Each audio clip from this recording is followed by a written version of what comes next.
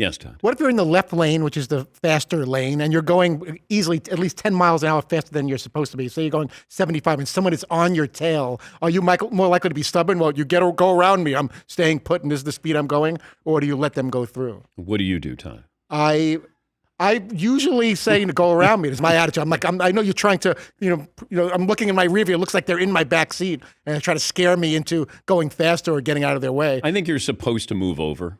But why are they being such jerks? And they're like if I go 1 mile an hour slower, he's going to crash into me. It's literally on my bumper because 77 miles an hour is not fast enough for him in the left lane.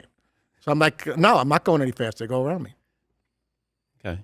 That makes me feel better. And then then finally they go around you and then you give each other that look like you mother. Yeah. And he's doing the same to you. Yes. I often watch like that exact person. Who's one of my least favorite people on the road. The guy who just won't move over. The person who just won't move Todd. over. Oh, but I'm already going 15 miles an hour faster than the speed limit. Oh, it was 10 miles an hour. Now it's 15 miles an hour. Now 95's not fast enough for you. Sorry. If I'm going 73, 75, just that's move plenty. over. Just move over. And then there's so many times that you're sitting in like 3 lanes of traffic, and there's like a tractor trailer, a school bus, and then one guy that just won't move over. Just move over. Yes, Paul. I promise you, after hearing this conversation, Todd is not going to move over going forward. He is going to sit in that left lane and look in his rearview mirror angrily at that person who's crowding him. Unless someone's screaming behind me out there, my wife's having a baby, or there's some kind of medical emergency, go around me. You're in a big friggin' rush. You got to go 85 miles an hour. It's not a race. Seaton's right, though. You're setting up a pass on the right situation, which is the most dangerous thing on a highway. By you... All you have to do is move over. No, but then there's the jerks that are like, they decided that it's going to be the Indy 500. Them and their friends, they're now racing each other. There's 2 or 3 cars zipping in and out of lanes, putting everyone's lives in danger because they're in a big race to get from one town to the sounds like next. maybe you should move over and get out of the way so they can pass you safely. Go around me. Yeah. Go around me. I'm already going past the speed limit. The only person worse than go around me guy is everyone's merging into the lane of traffic, but I'm going to sit in between the two so nobody can get by me. I'm not letting anybody by me. I'm not letting anybody by. That person should have their driver's license taken away.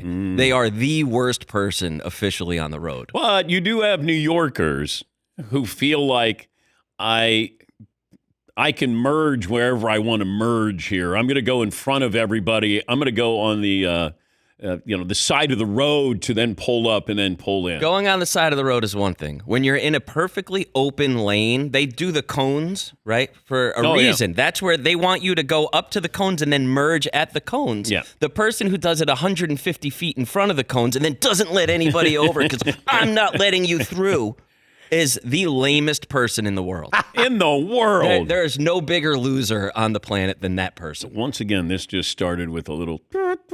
That's all. Now they do not deserve the courtesy. We've got road rage here. Oh my God. Yes, Marvin. Yeah, the worst drivers, New York City, easily, only because honk. I can't go any faster. I'm fifth in line. Why are you living on the horn? You don't have to do that. It's not going any faster. I can't go any faster. There's 3 cars ahead of me. Yeah, but that just feels like that's a New York thing. It's a weapon that they have, that horn. Yeah, Paul. But you've driven in New York, Dan. It's almost like there's a collective etiquette. We're all going to be aggressive here. So if you're not aggressive driving in New York, that's your problem. If you don't match the tone. Yes, Tom. And the worst thing you could do is signal if you want to change lanes, especially in New York. It's like, oh, you're not getting in front of me. As soon as you see someone signal, that's their cue to like speed up and block you from getting it. So the best thing to do is to cut somebody off. That's the only way you're going to get into that lane. Can't let them know you want to get over. Then that's when they go, no way. Fritzy, the audience is not on your side. The left lane is the passing lane. You should move over, and you are creating a hazard, or a potential hazard. But would that also say, even if you're going, way above the speed limit, let them go by? Like, it feels like there should be a little more to the story than that. It's not that black and white. But like if you said to a police officer, this person wants to pass, I'm already breaking the law, and this person's going even faster than me.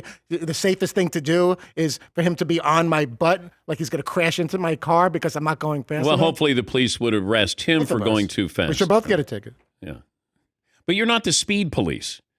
No, but unless you're a fire engine or an ambulance or a police car, and you're about to crash into my car. You're that close. In my rearview mirror, it looks like you're sitting in my back seat. What is that? Yes, there is a new law in Connecticut that starts October 1st, 2026. Okay. That will ticket drivers who, quote, camp in the passing lane without actively passing another vehicle. Oh, Todd. That needs to be elaborated on too. What is the camping speed? That's a very vague term that I think they need to. Camp? I'm not camping out. I'm not pulled over. I'm not one of these old guys or old ladies driving 30 miles an hour on the highway where you're like, geez, it's going to take me 4 hours. I got to get around this person. Well, they're going 30 because they're afraid to drive. They shouldn't even be on the highway at 30. I'm already going like 70, 75, and that's not fast enough. Okay, why do you have to say 30 miles an hour? Okay. Because there are a lot of elderly people. God bless them. I wish my mom had a driver's license, and so we wouldn't have to take her everywhere, that she can kind of come and go. But they go exceptionally slow. Not all of them. Todd, this is way too deep. Is it though? Nobody's going 30 miles an hour on the highway. How is 75 miles an hour of camping out in the Just left lane? move over. I want them to describe what camping out means. They need to elaborate. They can't just throw out That's that word. what's crazy about this whole thing. Rather than just being like, wow, that person was close and moving over, You're going to all allow of this them happens to to happen yes. instead.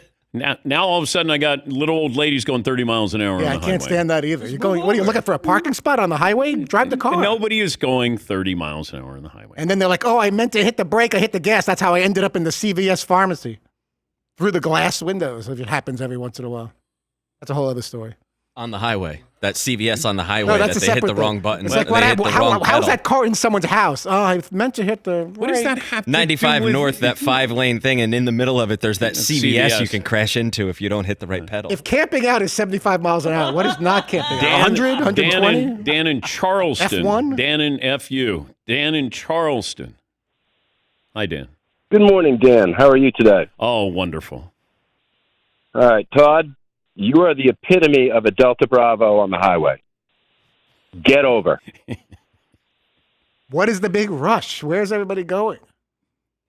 Half the people don't even work anymore. After Todd, COVID, everyone's just you're retired. Not what the is speed everyone police. You're Maybe not. they really have to go to the bathroom, Todd, and Yeah. they're trying to find That the I could nearest appreciate. restaurant. Oh, So wow. you got to yell out your window. I got to go to the bathroom. We're having a baby. The water broke. Then What I'm if happy there to are move 3 over. cars behind you because there's a car waiting for you to move over, then another car, then another car, then another car, and that person has an emergency, but there are 4 cars behind you now. I'd rather be honked, I guess, or get the finger than to be on my tail where you're going to cause an accident. If I go 1 mile an hour slower, we're going to crash into each other.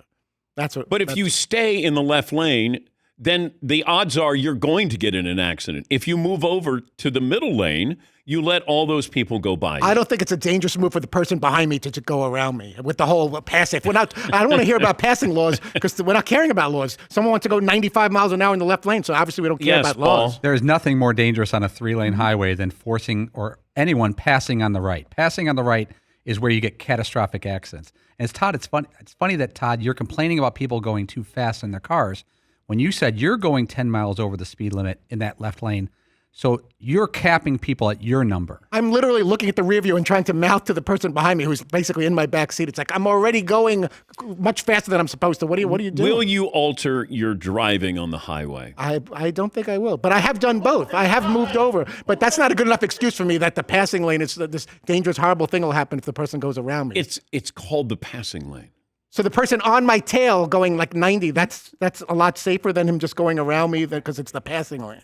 That I'm not following that. You're making a situation potentially worse. The person behind me is creating the situation because he's riding right on top You're of me. not the speed police. In order of things that we can rank from creating a safe environment to a less safe environment, probably the first safest thing to do is you move over.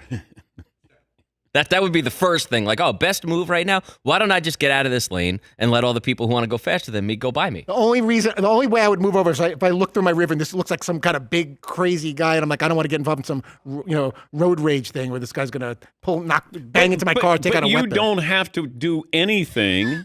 You can stay in the middle lane. You don't have to worry about some guy, angry behind you in a pickup truck. If he's in that much of a rush, he can also go around me. It takes the same amount of time for me to move over or him to go around me, passing lane or not, because we're throwing out all laws because he's already going 90 on my tail, which is just as dangerous as be careful. You're going from the left lane to the middle lane, you're going to kill everyone. Todd, how's he going 90 if you're going 75? I've never heard of such a.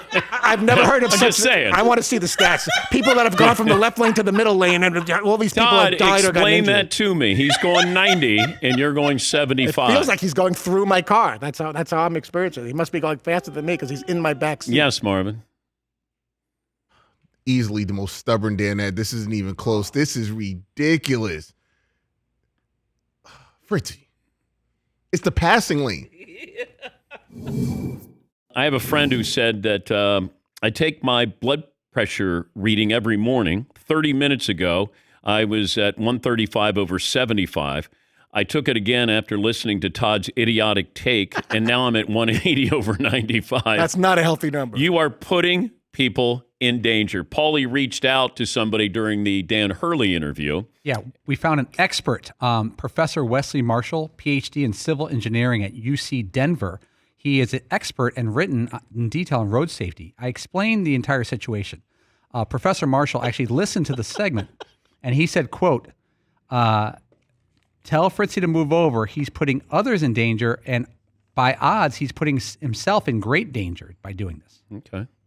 It's an expert, but I don't know if... Allegedly. But if it's so dangerous to make the move from the left lane to the middle lane, that means that once you're in the left lane, you're there for life. So you know more than the expert. I'm saying that if you have to stay in the left lane, I guess, until your ride is over, somehow forever, until you get to your destination. Stephen in Utah. Hi, Stephen. Thanks. Patrick, how are you today? Good. Good. What do you have for me? I am a long time, first time. I'm going to say 6'7", 235 with my Kevlar. Oh. 25-year UHP in Utah, and Fritzy is 100% in violation of code if he wants it because he's kind of that way. 41-6.